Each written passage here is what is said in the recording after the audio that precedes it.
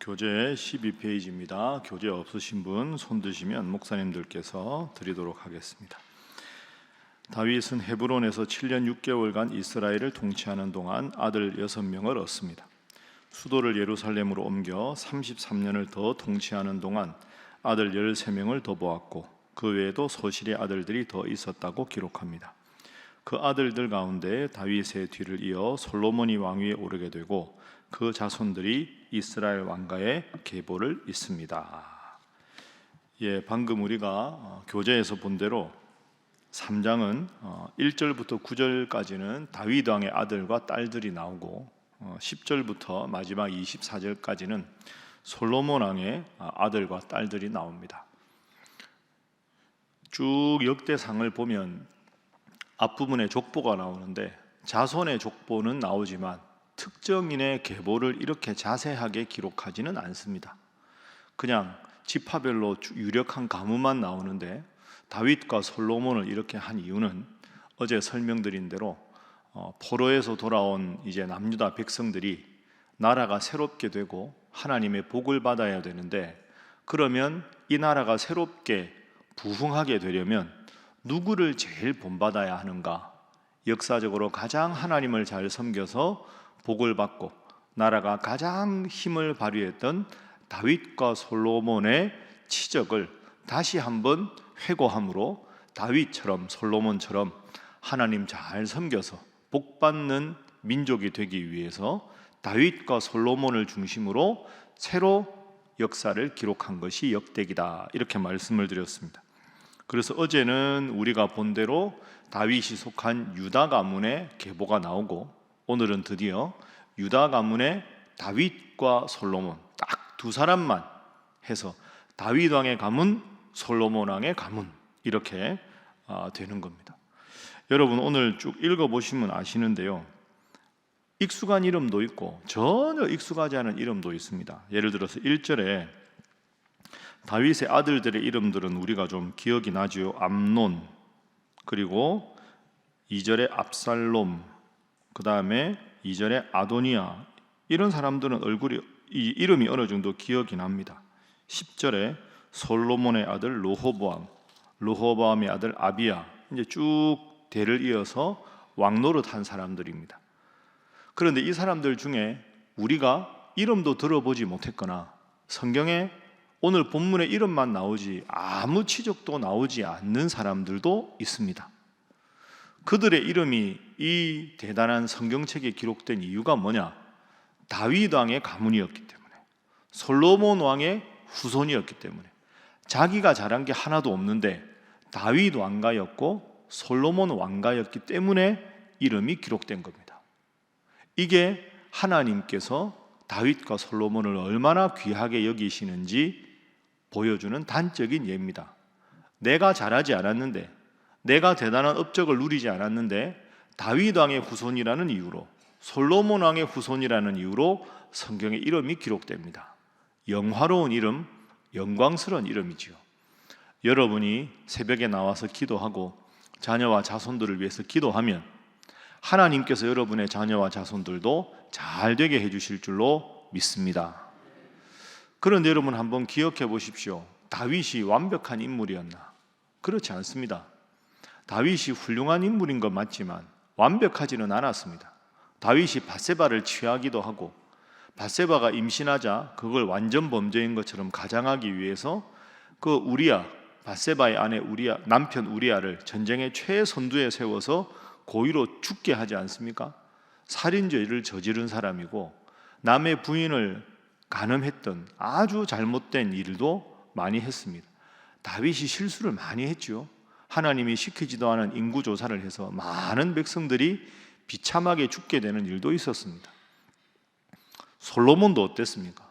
솔로몬이 처음에는 잘했는데 말년에 보면 그 왕후와 비빈들을 너무 많이 얻어서 각 나라에서 후궁들을 얻어서 들어올 때 그냥 들어오는 게 아니라 그 나라에서 섬기던 우상을 가지고 와도 좋다 해서 온통 나라가 우상 숭배의 터전이 되어버렸습니다. 그러니까 사실 엄밀하게 생각하면 다윗 왕도 훌륭했지만 완벽하지 않았고 솔로몬 왕도 훌륭하지만 완벽하지 않았습니다. 그럼에도 불구하고 하나님은 이들의 후손의 이름을 써주셨습니다. 여러분도 생각해 보십시오. 역사적으로 훌륭했던 인물들 중에 완벽한 인물은 없습니다. 그런데 우리가 예를 들어 세종대왕, 이순신 장군, 유관순 열사 떠오르면 그들의 일생을 평생 다 아는 게 아닙니다. 가장 훌륭했던 점을 기억합니다. 왜 그럴까요? 인생은 결국 단 한 줄로 기억되기 때문입니다. 그러면 내 인생이 한 줄로 기억되었을 때 무엇으로 기록될까가 중요합니다. 가룟 유다, 예수님의 신임을 받은 제자였으나 예수님을 판 자 딱 한 줄입니다. 베드로, 부족함이 많았으나 예수님의 이름을 끝까지 믿고 회복되어 한 번의 설교로 3,000명을 인도한 자. 안드레, 누구보다 순수하여 보리떡 5개 물고기 2마리를 예수님께 바친 제자. 한 줄로 기억되는 인생입니다. 혹시 여러분이나 제가 완벽해야 하나님이 사랑하는 게 아닙니다.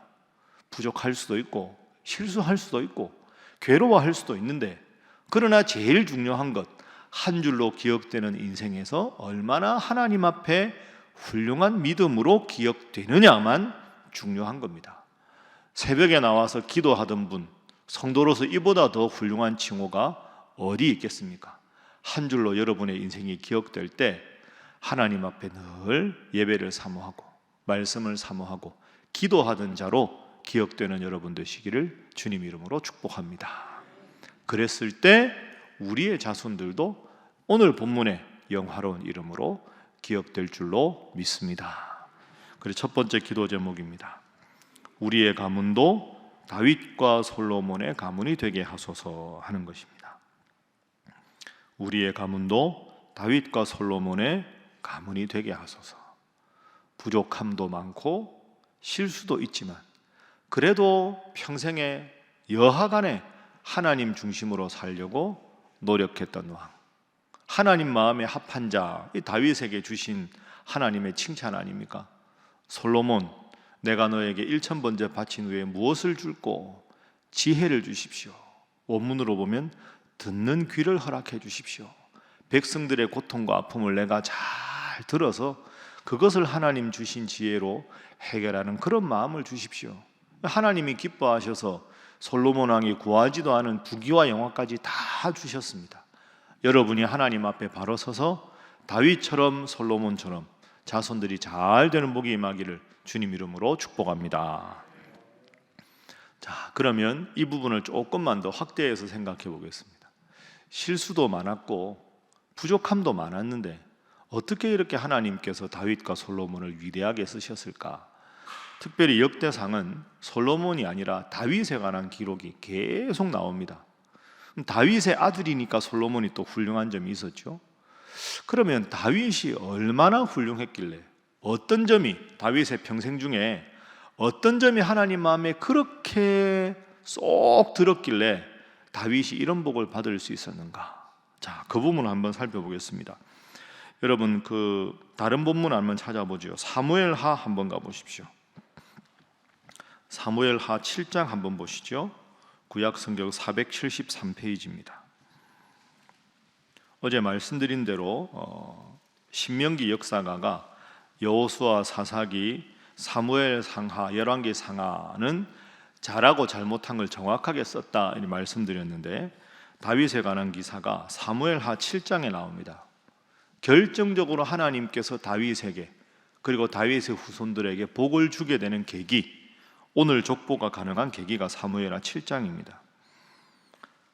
자, 사무엘하 7장 1절 제가 읽어보겠습니다. 여호와께서 주위의 모든 다윗의 원수를 무찌르사 왕으로 다윗으로 궁에 평안히 살게 하신 때, 이제 다윗 왕이 이제 승승장구하고 평안해졌을 때입니다. 다윗 왕이 어떤 마음을 품느냐? 7장 2절 함께 읽어봅니다. 시작. 왕이 선지자 나단에게 이르되 볼지어다 나는 백향목 궁에 살거늘 하나님의 궤는 휘장 가운데 있도다. 아멘. 이 7장 2절이 다윗의 마음입니다. 하나님을 감동시킨 다윗의 마음. 1절에서 하나님이 다윗이 왕이 된 다음에 주변의 모든 원수를 다 무찌르고 이제 다윗 왕이 한숨 돌리고 위협도 없고, 야, 이제 좀 쉬자. 그동안에 전쟁하느라 너무 바빴다 하고 탁 쉴 때 여러분, 왕의 신하들이, 다윗 왕의 신하들이 얼마나 다윗 왕에게 찬사를 보냈겠습니까? 왕이시여, 전쟁에서 할 때마다 이기고 나라가 태평성대를 이루고 나라가 부강해지는 모든 것이 정말로 성군이신 다윗 왕 당신 때문입니다. 온갖 칭찬을 들었을 겁니다. 다윗이 바쁘다가 이제 뭔가 왕으로서의 위엄을 지킬 수 있으니 긴장이 풀릴 때가 됐지 않았습니까? 이때 영적으로 방심하면 사탄이 유혹합니다. 그런데 이때 다윗을 보십시오. 2절에 평안해졌을 때 다윗 왕이 선지자 나단을 부릅니다. 볼지어다, 나는 백향목 궁에 지금 편안하게 살고 있는데 하나님의 궤는 휘장 가운데 있도다. 이게 마음이 아픈 겁니다. 다윗은 나는 왕궁에 편하게 사는데 지금 성전 건축하기 전이잖아요. 하나님의 궤는 그냥 휘장 가운데 있고 내 집은 좋은데 하나님 앞에 성전을 짓지 못했다. 그러니까 이때는 영적으로 완전히 긴장이 풀려서 이제는 교만해지기 쉬운 그때에 다윗은 그때 하나님을 생각하는 겁니다. 전쟁에서 승리하게 하신 것도 하나님이고 이 나라의 태평성대를 이루게 하신 것도 하나님이고 근본적으로 나를 세우신 것도 왕이 된 것도 하나님의 은혜다. 그런데 나는 편하게 사는데 하나님의 궤가 휘장에 있다. 이게 마음에 걸리는 거죠. 다윗이 얼마나 하나님 중심의 삶을 살았는지를 볼 수가 있습니다. 자, 이렇게 이야기하니까 나단이 3절에 말합니다. 왕 마음에 드는 대로 하십시오. 성전 건축 계획하신 대로 하십시오. 그러니까 그날 밤에 4절에 여호와의 말씀이 나단에게 임합니다. 그리고 하나님께서 말씀을 하십니다.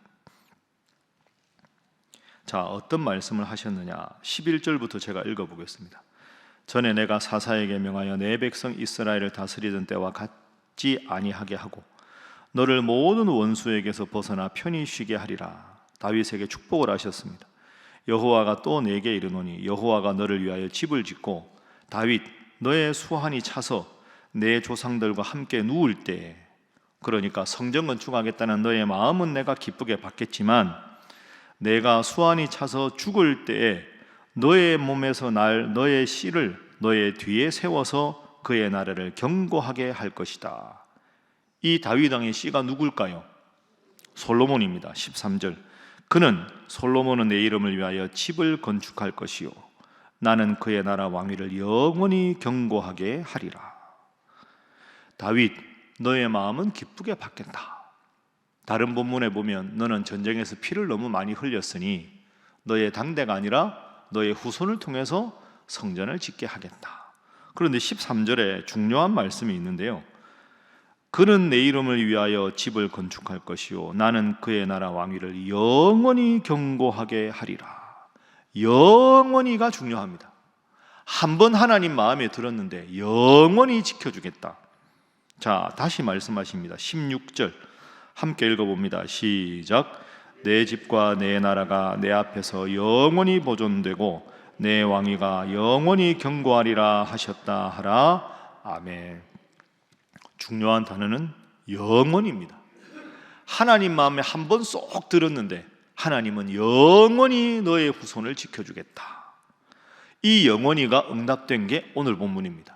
다윗의 자손들, 솔로몬의 자손들, 솔로몬도 잘못한 게 있고 다윗도 잘못한 게 있지만 하나님은 이 성전 건축을 하려는 다윗의 마음 중심을 기뻐하셔서 영원히 너의 후손의 왕위를 견고하게 해주겠다.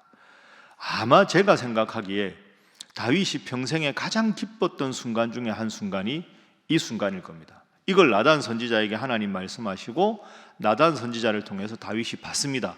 받은 다음에 다윗의 반응이 29절에 나옵니다. 29절 쭉 기도가 이제 18절부터 나오는데 사무엘하 7장 29절 함께 읽어봅니다. 시작. 이제 청하건대 종의 집에 복을 주사 주 앞에 영원히 있게 하옵소서. 주 여호와께서 말씀하셨사오니 주의 종의 집이 영원히 복을 받게 하옵소서 하니라.